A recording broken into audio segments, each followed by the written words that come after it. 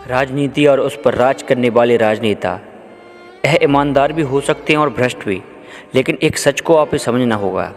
जगह जगह हुंकार मार रहे उन सरपंच पद के दावेदारों को देखिए और 5-6 वर्ष पहले उन चेहरों को याद कीजिए जिन पर आपने भरोसा जताया था, जिन पर आपको अपने आप से ज़्यादा विश्वास था, जिन पर आपको उम्मीद थी कि यह कुछ नया करेंगे, हमारे गांव शहर में विकास का एक युग लाएंगे।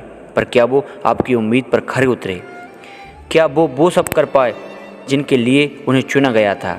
माना कि आपने सही व्यक्ति का चुनाव किया था, एक ईमानदार, कर्मठ, लगनशील, जुझारू, यह सब खूबियाँ उस व्यक्ति में थीं, पर इतने सब के बाद क्या वो तुम्हारी उम्मीद पर खरा उतर पाया?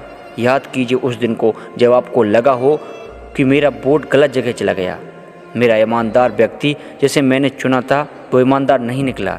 याद कीजिए उस दिन को जब लगा हो कि राजनीति में गया व्यक्ति फिर वह राजनीति का ही हो जाता है, फिर उसका गांव, शहर और देश से कोई वास्ता नहीं रहता।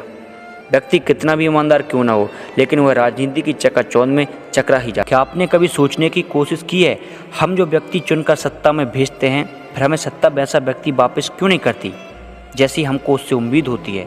आखिर इतना बदलाव उसमें आता कहाँ से है? तो बदलाव का कारण है वो सिस्टम जो अंग्रेज हमें तय कर गए थे।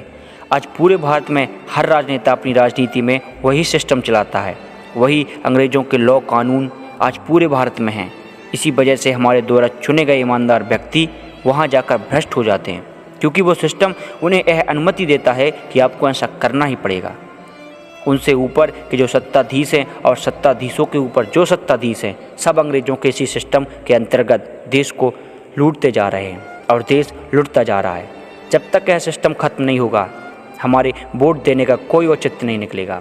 जिस दिन हिंदुस्तान में अपने ही बनाए गए कानून व नियम हो जाएंगे, उस दिन हमारे द्वारा चुना गया व्यक्ति राजनीति में आने के बाद भी भ्रष्ट नहीं होगा, वो अंत तक ईमानदार ही बना। तो लोगों को सत्ता बदलने में नहीं बल्कि व्यवस्था बदलने पर विचार करना चाहिए।